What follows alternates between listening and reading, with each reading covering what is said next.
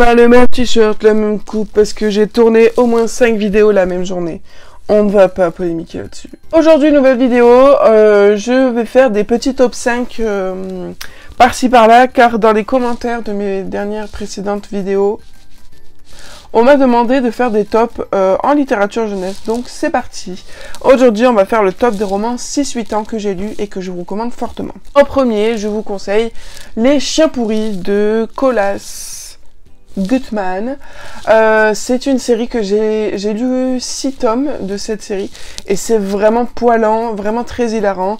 Je me suis pas plus aventurée, j'ai pas lu tous les tomes parce que c'est quand même assez répétitif dans le style dans le style des premières lectures quoi. On retrouve les mêmes schémas, les mêmes personnages, c'est juste les gags qui changent un peu. Même si ce qui est très appréciable tout de même, c'est que chaque tome, une leçon, une morale est apportée. Mais en tout cas, en plus, c'est une série qui tourne vachement auprès des jeunes à ma bibliothèque. Ça s'emprunte beaucoup. Et souvent, ils se relisent aussi beaucoup. Donc voilà, c'est vraiment des premiers romans qui marchent énormément, avec de très belles illustrations à l'intérieur. Ce sont des petits romans, ils font la taille, ils font à peu près 60 pages, je crois, une soixantaine de pages, c'est écrit assez gros, il y a même des élections collector de format album qui sont vraiment très sympas. Les thèmes sont des fois un peu loufoques, avec par exemple la poubelle à remonter le temps, il y a vraiment plein de choses qui sont intéressantes à prendre là-dedans. Donc voilà, je commence par Chien Pourri. Ensuite, ma petite série coup de cœur que je n'ai pas pu lire en intégrale parce que le tome 3 en fait est emprunté depuis un petit moment et il est toujours, je l'ai réservé et il est toujours pas réapparu, donc j'ai pas pu le lire, mais du coup j'ai lu le tome 1, 2 et 4. Donc c'est le club des NCE, c'est le club des nageoires et carapaces extraordinaires de Nadine de Bertoli.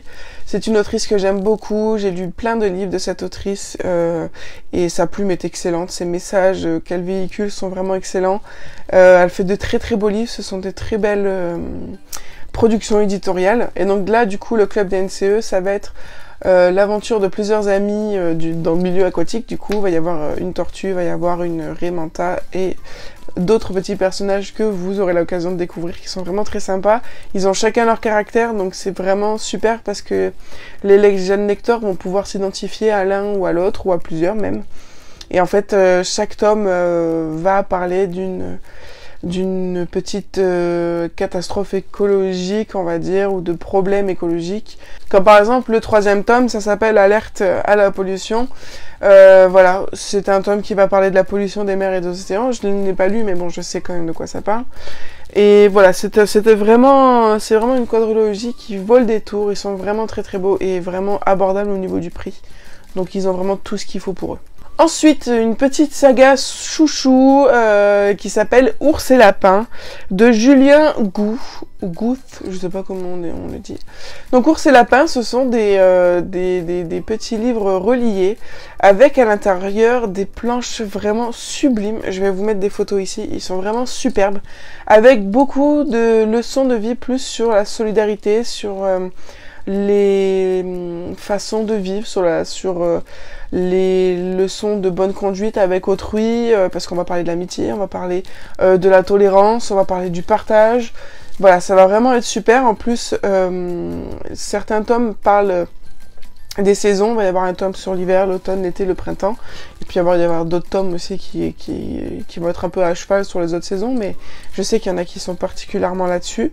Et en fait, Ours et Lapin, ce sont deux amis qui sont à l'opposé au niveau des caractères. On a Ours qui est plutôt la voix de la sagesse. C'est elle qui va apprendre les leçons de vie, à Lapin qui a un tempérament très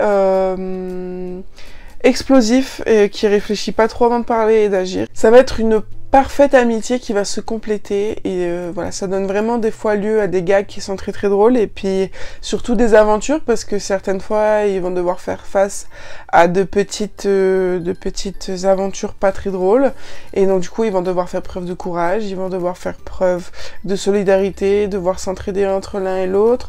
Ça va être aussi l'occasion de voir que tout le monde peut mettre sa main à la pâte à son niveau, on va dire. Donc voilà, c'est vraiment une série que je conseille aux jeunes et que j'ai vraiment beaucoup aimé, avec des couleurs très vives, donc ça attire l'œil, ça tient le regard. Voilà, c'est vraiment une super série. Ensuite, deux petites séries, donc là ce sera, les deux séries sont chez Ozu dans la collection Premier Roman. Là je vais vous parler du Maître des Licornes de Éric Sanvoisin. C'est une série premier roman, du coup première lecture. Première lecture, premier roman on va dire quand même. Le Maître des Licornes, c'est vraiment une série fantasy du coup, où un petit garçon vit dans un royaume où son père est éleveur de licornes, donc il s'est lié d'amitié avec une licorne, sauf que celle-ci va être enlevée. Et du coup, à travers les tomes, il y en a plus d'une dizaine, je crois, mais ils font une cinquantaine de pages chacun. Et c'est vraiment écrit très gros, donc c'est vraiment super abordable. Et on va suivre l'histoire du coup du petit garçon qui va partir à la recherche de sa licorne. Il va traverser différents continents, il va rencontrer plein de monde. Et donc du coup chaque tome on va être sur un continent différent quasiment. Et du coup on va voyager à travers différents milieux, le milieu aquatique, le milieu désertique, le milieu désert. Voilà, donc c'est vraiment très riche, une histoire vraiment très prenante, qu'il faut, je pense, avoir sous le coude tous les tomes, parce que c'est vraiment super addictif, c'est vraiment très bien écrit, et je pense que les enfants, vos enfants, s'ils lisent le tome 1 et qu'ils n'ont pas le tome 2, ça peut être très frustrant, donc prenez-les peut-être 3 par 3, histoire que il ait de quoi attendre la suite, parce qu'il va vraiment être demandeur, parce que c'est vraiment une super chouette série. Ensuite, pour mon top 5, du coup, le dernier, ça s'appelle L'Appel des loups de Pascal Brissy. Vous connaissez certainement mon amour pour les loups. Donc là, ça va être, en fait, voilà, c'est le même format que le Maître des Licornes. Donc c'est Ozu Roman pas à pas. Donc là, c'est dès 7 ans, mais c'est abordable pour un enfant de 6 ans qui lit très bien. Donc là pareil, on est dans de la fantaisie animalière. On va être dans le clan d'un loup, où il va se passer pareil, différentes aventures, différentes quêtes, qui est vraiment super appréciable. Là j'ai tous les tomes, il y a 6 tomes, donc vous pouvez voir que c'est vraiment des toutes petites lectures. C'est vraiment super abordable comme premier roman. Et puis, ça fait pas peur. Ça fait pas peur aux enfants qui peuvent peut-être se dire que lire des romans, bah, c'est long, c'est barbant, il y a beaucoup de texte, il n'y a pas beaucoup d'images.